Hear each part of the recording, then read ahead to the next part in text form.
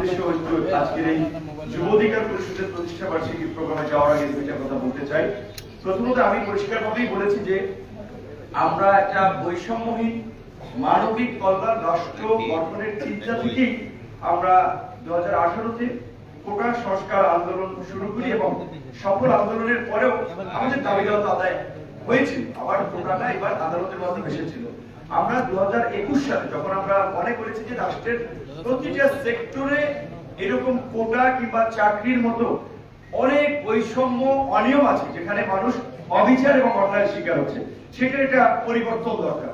যেই কারণে আমরা কোটা সংস্কার আন্দোলন থেকে এই রাষ্ট্র সংস্কারের আন্দোলনের অংশ হিসেবেই আমরা বলেছি যে এই বিদ্যমান দুর্বৃত্তায়িত রাজনীতি, ডাইনাস্টি বেসড রাজনীতির বাইরে একটা অল্টারনেটিভ পজিটিভ পলিটিক্স এই দেশে থাকতে হবে। একটা থার্ড পার্টিকে এনিহাউ বেরিয়ে আসতে হবে, কারণ এই দুই দলের শাসন ব্যবস্থা তো আমরা দেখেছি, যেই লাভ সেই কদু, মোটামুটি এরকমই যখন ছিল। এরকম কনসেপ্ট থেকে আমাদের ঘোষণাপত্রে, এখন বক্তব্য যদি অনেকে কষ্ট পান বলার কিছু নাই, কিন্তু বাস্তবতা এইটা, আমাদের যে কমিটমেন্ট, আমাদের ঘোষণাপত্রে আমরা পরিষ্কারভাবেই বলেছিলাম যে আমরা একটা নতুন রাজনীতি আমরা এখানে চাই। সেই জায়গা থেকে আজকে সরকারি কর্মকর্তা কর্মচারীদের মধ্যে বিশেষ করে কর্মচারী নিচের লেভেলে আপনার উচ্চমান সহকারী মান সহকারী সাত লিপিকার এরকম, তো তাদের বৈষম্যটা হচ্ছে যে যারা সচিবালয়, অঙ্গভবন, গণভবনে চাকরি করে একই আপনার যোগ্যতা নিয়ে একই পদে ঢুকে তাদের বেতনের গ্রেড হচ্ছে সম্ভবত 10, আর যারা অন্যান্য অধিদপ্তরে থাকে তাদের হচ্ছে 14। এইটা নিয়ে তারা দীর্ঘদিনের ক্ষোভ এবং আন্দোলন সংগ্রাম। আমি বলেছি আমি আপনাদের দাবি দেওয়া আদায় করার জন্য, এই বৈষম্য নিরসন করার জন্য আমি শেষ পর্যন্ত থাকবো। কিন্তু পরিষ্কারভাবে আমরা একটা কথা বলেছি যে এই মুহূর্তে কোনো আন্দোলন সংগ্রাম করা যাবে না। আমরা আলাপ আলোচনার মধ্যে দিয়ে আপনাদের দাবি আদায় সহ যাদের অভিযোগ আছে সেটা আমরা পাশে থাকবো, কিন্তু সরকারকে স্টেবল করার জন্য এখন আনকন্ডিশনাল আমাদেরকে সমর্থন দিতে হবে, কাজ করতে হবে। সো এই মুহূর্তে কোনো ধরনের মাঠের মুভমেন্ট কিংবা অযথা একটা প্রেস ক্লাবে গ্যাদারিং, এই আপনার শাহবাগে গ্যাদারিং, এইটাতে আমরা সমর্থন দেব না নৈতিকভাবে, এটা আমি একটু ক্লিয়ার করে দিলাম।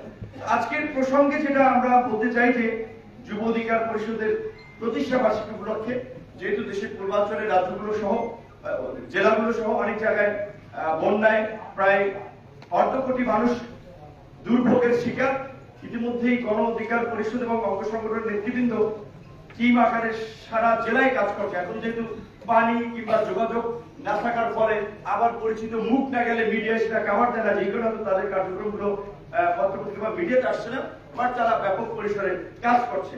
এবং যেই কারণেই তারা আজকে এই যে প্রতিষ্ঠা বার্ষিকী প্রোগ্রামগুলো যেভাবে হয় সাধারণত কেক কেটে সেভাবে জাঁকজমকপূর্ণ না করে বিভিন্ন যুব সংগঠনের নেতৃবৃন্দকে নিয়ে, এবং আজকে বোধহয় 2 জন বিশেষ অতিথি ছিল যারা তরুণ সাংবাদিক, শিল্পী, সাহিত্যিক, সংস্কৃতি কর্মী হিসেবে পরিচিত আমাদের ইহসান মাহমুদ ভাই, আরেকজনের আসার কথা ছিল আমাদের নতুন যে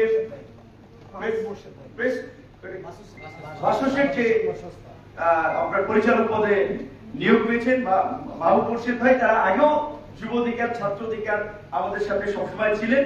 আজকের একটা প্রোগ্রাম করে আসতে পারলে তাদের 2 জন অতিথি ছিল। এবং আজকে একটা আলোচনার টপিক ছিল যে গণঅভ্যুত্থান পরবর্তী তারুণ্যের দেশ ভাবনা শীর্ষক। আমি গতানুগতিক কথা, আমি এখানে 2-3টা কথা বলে আমার আলোচনাটাকে আমি শেষ করে দিতে চাই।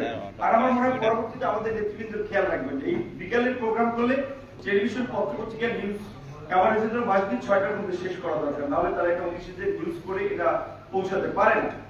আমি এই যে তরুণদের এই মুহূর্তে বা তরুণদের সবচেয়ে ক্ষোভের জায়গাটা যদি দেখেন, সেটা বড় একটা কারণ হচ্ছে যে তাদের বেকারত্ব, কর্মসংস্থান নাই, এবং তরুণ এবং যুব সমাজকে ধ্বংস করার জন্য দেশে যে মাদকের ভয়াবহতা, এই দুটো বিষয়ে আমি মনে করি যে যুব অধিকারের কার্যক্রমে বিশেষ করে প্রায়োরিটি দেওয়া উচিত। একটা কথা আমাদের নেতৃবৃন্দ বলেছে, সেখানে একটু কাজ করতে হয়। আমাদেরকে একজন শিক্ষক বলছিলেন যে তোমরা কোটা আন্দোলন নিয়ে করেছিলা, এটা তো দেশের বৃহত্তর স্বার্থের কোনো আন্দোলন ছিল না, দেশে গণতন্ত্র নাই, ভোটাধিকার নাই, বিচার বহির্ভূত হত্যাকাণ্ড হচ্ছে, এইগুলো নিয়ে তো তোমরা আন্দোলন করছো না। কথাটা বাস্তব। আমরা 18 সালে বলেছিলাম আমরা তখন নিজেদের স্বার্থ কেন্দ্রিক যে কোটার সংস্কার হলে আমি দ্রুত চাকরিতে ঢুকে যেতে পারবো, আমার চাকরির ক্ষেত্রে একটা সম্ভাবনা তৈরি হবে। রিয়েলিটি ছিল ওইটাই, ওই জায়গা থেকে আসলে আমরা 18 সালে আন্দোলন করেছিলাম। পরবর্তীতে আমরা যখন সমাজের বাস্তবতা ধীরে ধীরে আমাদের মাথায় ঢুকেছে, আমরা সচক্ষে দেখেছি। তখন কিন্তু আমরা কোটাল সংস্কার আন্দোলন সফল হওয়ার পরেও রাষ্ট্র সংস্কারের জন্য আবার এই আমরা রাজনৈতিক যাত্রায় আমরা শুরু করেছি। এইবার যদি ধরেন গণঅভ্যুত্থান হয়েছে, কিন্তু গণঅভ্যুত্থান কিন্তু কোনো প্ল্যান পরিকল্পনা ছিল না, এটা কেউ বলতে পারবে না। কেউ যদি বলে সেটা স্রেফ একটা, আমি বলবো যে জাস্ট একটা বায়োবিয়ে কথা। কেউ বলেন যে আমি প্ল্যান করে থিওরি দিয়ে আমরা গণঅভ্যুত্থানের দিকে নিয়ে গেছিলাম। ছাত্রদের আন্দোলন ছিল তাদের এই যৌক্তিকতা নিয়ে। কোর্ট যদি একটা যৌক্তিক সলিউশন দিয়ে দিত তাহলে তো আন্দোলন অনেক আগে থেমে যেত। তাহলে আন্দোলনটা এই পর্যায়ে আসছে কেন, সেটার বাস্তবতা যদি আমি স্বাভাবিক চোখে দেখি, আমি স্বাভাবিকভাবে বিশ্লেষণ করি, আমার দৃষ্টিতে যে এই যে ছাত্রদের উপরে যে ক্রমাগত হামলা, নির্যাতন, নিপীড়ন, লাঞ্ছিত করা, এইটা সম্পূর্ণ মানুষকে টাচ করেছে, মানুষের সেন্সেশন তৈরি করেছে। বিশেষ করে ধরেন একজন বিশ্ববিদ্যালয়ের ছাত্র, সে পিসফুলি দাঁড়িয়েছে, খুব টান টান করেছে, ভাই গুলি করিস না, কিন্তু পুলিশ খুব হিরোইজম আকারে সেই নিরীহ মানুষটাকে শর্ট করে গুলি করে ফেলে দিয়েছে। এটা কোন সুস্থ মানুষ আসলে নিতে পারে না। তো আন্দোলন আরো টিকা করেছে। আপনি যদি দেখেন যে সেটা পারি করতে করতে মারা গেল। সে ধরেন ঢাকার একটা ভালো প্রতিষ্ঠান ছেলে, বা এরা এই ঢাকার মানে একটা তরুণদের মধ্যে একটা এটা কাজ করেছে যে একটা ছেলে ভলান্টিয়ারি করতেছে, সেখানে সে এইভাবে মৃত্যুবরণ করছে। এই ঘটনাগুলো কিন্তু মানুষকে টাচ করছে যে আন্দোলনে নামার জন্য। এবং যখন দেখেছে যে এইভাবে আপনার বিশেষ করে নির্বিচারে শান্তিপূর্ণ মিছিলে, সমাবেশে মানুষকে গুলি করা হচ্ছে, প্লেন হেলিকপ্টার থেকে, যেটা পাকিস্তান আমলে হয় নাই। 7ই মার্চ যদি এই সোহরাওয়ার্দী উত্তরে যদি একটা বোম মেরে দিত পাকিস্তানিরা, তাহলে কি এই আপনার পরবর্তীতে মুক্তিযুদ্ধের কতটুকু সম্ভাবনা ছিল? ওই তো কবে হয়েছিল আমরা, কিন্তু 7ই মার্চ যদি এই ঘটনা ঘটতো, কিংবা 7ই মার্চে যদি শেখ মুজিবুর রহমান সাহেবকে গ্রেফতার করে নিয়ে যেত রাষ্ট্রদ্রোহিতার অভিযোগে, তাহলে কতদিনে মুক্তিযুদ্ধ তো সংগ্রাম কতদূর যেত সেটা কোশ্চেনের বিষয়। কিন্তু স্বাধীন দেশে গণতন্ত্রের পক্ষে কথা বলার জন্য, আপনার নির্যাতন নিপীড়নের বিরুদ্ধে প্রতিবাদ করার জন্য, বৈষম্যের বিরুদ্ধে কথা বলার জন্য হেলিকপ্টার থেকে গুলি চালানো হয়েছে। এবং শেষ পর্যন্ত শেখ হাসিনা কতটা ফেরোসাস হয়েছিলেন যে আসলে এটা ইমাজিন করার মতো না, যে তিনি বিশেষ নিরাপত্তায় নিয়োজিত এসএসএফ কে পর্যন্ত মানুষ মারার কাজে ব্যবহার করেছে। তো আমাদের ইসলাম ভাই যেটা বলছিলেন, এখন নতুন নতুন অনেক ঘটনার ভিডিও বেরোচ্ছে, কারণ মাঝখানে তো অনেক কিছু বেরোতে পারে, অনেক পোস্ট করতে পারেনি। তো আজকে রাষ্ট্রের প্রতিষ্ঠানগুলোকে এতটা ভঙ্গুর করেছে, এখন প্রতিষ্ঠানগুলো তাদের স্বকীয় ধারায় চলতে পারছে না। পুলিশের কথা বলেছেন, এই কথা তো আমরা গত 15 দিন ধরে বলছি। এই জন্য বলছি যে এই 21 সদস্যের এই ক্যাবিনেট দিয়ে রাষ্ট্র চলবে না। আমি চ্যালেঞ্জ করে বলতে পারি চলবে না, তারা ব্যর্থ হবে, সফল হবে না। এখানে অনেক যোগ্য লোকের আরো দরকার আছে। আমরা প্রথম যখন হোম মিনিস্টার সাকত সাহেব ছিলেন, তার সাথে আমরা মিটিং এ পরিষ্কারভাবে বলেছিলাম, তৃণমূল পর্যন্ত আইন শৃঙ্খলা পরিস্থিতি নিয়ন্ত্রণ করে পুলিশকে স্বাভাবিক করেন। বলছেন আজকে ভোক্তাধিকার দপ্তর পুলিশ পায় নাই, কোন থানায় পেট্রোল নাই, মানে পেট্রোলিং এর যে পুলিশ থাকে টহলে মুভমেন্টের উপরে রিজার্ভ, সেই পুলিশটা নাই। পুলিশের প্রায় 400 মতো প্রায় 500 মতো গাড়ি আপনার এই ঘটনায় পুড়ে গেছে বা নষ্ট হয়ে গেছে, তাহলে তার বের হতে গাড়ি লাগবে। তাহলে পুলিশকে ফাংশন করার জন্য এই পদক্ষেপগুলো নেওয়া হচ্ছে কিনা আমরা তো দৃশ্যমান কিছু দেখতে পাচ্ছি না। আজকে অভিযান চালাতে কেন ছাত্রদের উপরে ডিপেন্ড হতে হচ্ছে, আনসারদের ঠেকানোর জন্য কেন ছাত্রদের উপরে ডিপেন্ড করতে হচ্ছে। তো এখন প্রশাসনের মধ্যে এই যে 15 বছরে যাদেরকে প্রমোশন দিয়ে যোগ্যতা না থাকা সত্ত্বেও উঁচু পদে অধিষ্ঠিত করেছে, তাদেরকে রিমুভ করতে হবে। সেটা এখন পর্যন্ত সব জায়গায় করা হয় নাই, সময় লাগবে, কিন্তু ফাংশনটা তো করা হবে পুলিশকে। এখন পর্যন্ত পুলিশি ব্যবস্থা ফাংশন করছে না, এটা খুবই অশনি সংকেত, খুবই অশনি সংকেত। আবার এখন ধরেন আমাদের এই বিপ্লব, কেউ বলছেন বিপ্লব, কেউ বলছেন গণ অভ্যুত্থান, কেউ বলছেন ছাত্র জনতা নাগরিকদের অভ্যুত্থান। তো এখন সেটা নিয়ে এবার যারা একটু বুদ্ধিভিত্তিক লাইনে আছে, নানা ধরনের ডিবেট আছে, বিতর্ক আছে, কেউ সংবিধান ফেলে দাও, প্রেসিডেন্টকে সরিয়ে দাও, নানান ধরনের একটা কথাবার্তা বলছেন। রাষ্ট্র চালাতে হলে ধীর স্থির বুদ্ধিতে চলতে হবে। এখানে আবেগের জায়গা নেই, বাস্তবতা নিয়ে চিন্তা করতে হবে যে আপনার এই গভর্নমেন্টকে ইন্টারন্যাশনাল কমিউনিটি কিভাবে নিচ্ছে, দেশের আইন আদালত বা রীতিনীতির সাথে কতটুকু কিভাবে সাংঘর্ষিক হচ্ছে অনেক কিছু মাথায় রেখে কিন্তু পলিসিগুলো নির্ধারণ করতে হবে। শুধুমাত্র আবেগ থেকে বললে হবে না। কেউ বলেছে না আবু সাইদের মায়ের কাছে শপথ নেওয়া শহীদ মিনারের টিএসসিতে এইভাবে রাষ্ট্র হয় না ভাই। কিন্তু আপনারা বিচ্ছিন্নতাবাদী হিসেবে ট্যাগ দিবে যে ডিরেক্টর, এবং আপনার কি সেই রেভলিউশনারি বাহিনী আছে, সশস্ত্র বাহিনী আছে যে আপনি একটা যদি বিপ্লবী সরকার দাবি করেন যে তাহলে তাদের আপনার বাহিনী তারা মাঠে থাকবে, বিকজ আইন শৃঙ্খলা বাহিনী তো অকার্যক্রমিক হয়ে যাচ্ছে, তারা আপনাকে প্রোটেক্ট করবে। ৭৫-এর পরে যে কূপ পাল্টা কূপ বিপ্লব প্রতি বিপ্লব হয়েছে সেগুলো আবার হবে না, সেটার জন্য আপনার প্রস্তুতি। আনসার সামান্য আনসার থাকাই কি ছাত্র জনতাকে লাগে। এই ছাত্ররা আন্দোলন করেছে সেটা ঠিক, বিভিন্ন রাজনৈতিক দলের সমর্থকরা ছিল। এখন কিন্তু রাজনৈতিক দলের সমর্থকরা বাস্তবতা এই যে আমরা আলাপ আলোচনা করি তো অনেকে কিন্তু এই চায় না যে ছাত্রদের প্ল্যাটফর্ম, যেহেতু তারা একটা রাজনৈতিক দলের ঘোষণা দিয়েছিল রাজনীতি করবে, তো তারা আমার রাজনীতিতে খুব তারা মানে অনেকে ভাবছে অনিলেভেলের মতো এই ধরনের ইন্টারিম গভর্নমেন্ট থাকলে বিভিন্ন কিংস পার্টি তৈরি হয়, আবার একটা কিংস পার্টি তৈরি হচ্ছে কিনা এই আশঙ্কা থেকেও কিন্তু রাজনৈতিক দলের মধ্যে একটা বড় ধরনের সংখ্যা আছে, আলাপ আলোচনা চলছে। সেই কারণে এখন কিন্তু ছাত্রদের কাজে আবার রাজনৈতিক দলগুলো আগের মতো আনকন্ডিশনাল সমর্থন কিন্তু দিতে চাচ্ছে না। বাস্তবতা কিন্তু আপনাদেরকে রিয়ালাইজ করতে হবে। সেখানে আমরা যেটা বলেছিলাম, আমরা উপদেষ্টা মহোদয়কে অন্য উপদেষ্টাকে বলেছি, আজকে প্রেসের মাধ্যমে জানি, আমি মনে করি এই সরকারকে যদি স্টেবল করতে হয়, এই সরকারকে যদি ফাংশন করাতে হয়, এবং যে মানুষের যে প্রত্যাশা রাষ্ট্রের মৌলিক সংস্কার, সেটার জন্য এই সরকারকে জাতীয় সরকারের রূপ দিতে হবে। জাতীয় সরকারের রূপ দিতে হলে বিএনপি, জামাত, গণ অধিকার, বিভিন্ন রাজনৈতিক দল বলেন, অন্যান্য রাজনৈতিক দল, অনেকগুলো দল বলে অনেক সময় লাগবে। আমি বলছি মেজর পলিটিক্যাল পার্টি, বুই ফর নাম সর্বস্ব পলিটিক্যাল পার্টি খুঁজে তো লাভ নেই। যেগুলোকে মেজর মনে করা হয় যে যাদের অ্যাক্টিভিটিস আছে, যাদের ফাংশন আছে, যাদের গণতান্ত্রিক আন্দোলন সংগ্রামে ভূমিকা আছে, তাদের থেকে প্রতিনিধি নিয়ে, এটা ২১ আছে, এটাকে ৩১ করা যেতে পারে আরো ১০ জন নিয়ে, এটাকে জাতীয় সরকারের রূপ দিলে তাহলে যদি স্টেবল হয়, তাহলে এই যে রাজনৈতিক দলের সাথে এই যে প্রতিনিধিত্বশীল আপনার অংশের সাথে যে সরকারের একটা সংশয় তৈরি হচ্ছে, এটা কিন্তু সরকারের জন্য ভালো না। এবং এখানে আমাদের একটা সংখ্যা আছে, ইউনূস স্যারের মতো একজন ব্যক্তি, তার যে অবস্থান এবং মর্যাদা, তিনি তো কোনো বদনাম নিশ্চয়ই নিবেন না। তো যদি দেখেন যে রাজনৈতিক প্রেশার তৈরি হচ্ছে ইলেকশনের জন্য, সংস্কার হোক বা না হোক, আমার ধারণা তিনি তার এই বদনাম নিবেন না, তিনি অতি দ্রুত সময়ের মধ্যে একটা ইলেকশন দিয়ে দিতে পারেন। তো ইলেকশন যদি হয়ে যায়, সেই ক্ষেত্রে আমরা তো দেখেছি ৯০-এ ৩টা রাজনৈতিক জোট, বিএনপির নেতৃত্বে ছিল, আওয়ামী লীগের নেতৃত্বে ছিল, বামদের নেতৃত্বে ছিল, তারা ৩ জোটের রূপরেখায় কমিটমেন্ট করেছিল যে বিষয়গুলো পরবর্তীতে ওই সেই ইয়ার মতো কবিতার মতো কেউ কথা রাখেনি। যে ডাকসুর সর্বদলীয় ছাত্র আন্দোলনে এরশাদের পতন হয়েছিল, সেই ডাকসু তো আওয়ামী লীগও দেয়নি, বিএনপিও দেয়নি। গত কয়েক বছর, ২৮ বছর পরে একবার আমরা বিপি হওয়ার সুযোগ পেয়েছিলাম। তো সেই ক্ষেত্রে যুব অধিকার এই মুহূর্তে যে একটা এজেন্ডা নিয়ে সামনে আগাতে যাচ্ছে, যে তরুণ ছাত্র যুবক তরুণদের মতামত রাষ্ট্র গঠনে নেওয়ার জন্য তারা বিভাগীয় পর্যায়ে যে তরুণদের সংলাপ শুরু করতে যাচ্ছে, এটা অত্যন্ত সময়োপযোগী কাজ। আমি মনে করি যে এটা তাদেরকে ছাত্র যুবকদের পাশাপাশি সমাজের চিন্তা, সৃজনশীলতা নিয়ে যারা কাজ করে, সিভিল সোসাইটি কিংবা ইসলাম মাহমুদ ভাইদের মতো যারা সংগঠক, তরুণ বুদ্ধিজীবী, তাদেরকেও এখানে কানেক্টেড করা দরকার। তারা সেপ্টেম্বর থেকে শুরু করবে, আশা করি তার মধ্যে দিয়ে তারা বেশ কিছু সংস্কারের চিন্তা ভাবনা তারা সরকারের কাছেও পৌঁছাতে পারবে। সরকার রাজনৈতিক দলগুলোর কাছে সংস্কার প্রস্তাবনা চেয়েছে।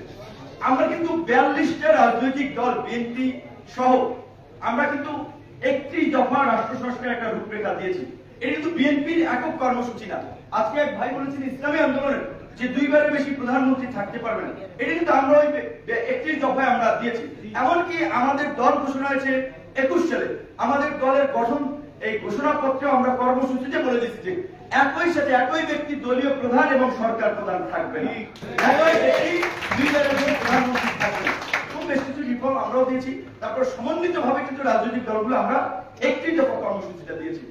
এখন এই যে বেকারত্ব এবং কর্মসংস্থানের ক্ষেত্রে আমাদের অনেক দিনের যে কনসার্ন, যে আমাদের শিক্ষা ব্যবস্থা বেকার উৎপাদনের কারখানা, গিনিপিগের মতো কয়েক বছর পর পর এক একটা পাঠ্যক্রম আপনার প্রয়োগ করে দেখানো হয় যেটা হচ্ছে কি হচ্ছে না।